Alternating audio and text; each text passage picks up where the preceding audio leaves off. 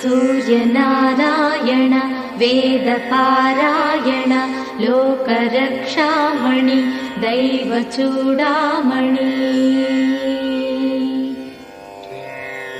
पद्मिनी वल्लभ वल्लकी गानलोल त्रिमूर्तिस्वरूपा विरूपाक्षनेत्र महादिव्यगात्र अचिन्त्यावतारा निराकार दीनापराकय्य ओ अय्य बुद्धान्त निर्धूत तापत्रयाभील दावाग्निरुद्रा तनुद्भूत निस्तार गंभीर संभावितानेक कामाज्यनीकंबुलंदाटि एकाकिनै चिक्कि ఏ దిక్కునుగానగాలేకయున్నాడ నీవాడనో తండ్రి।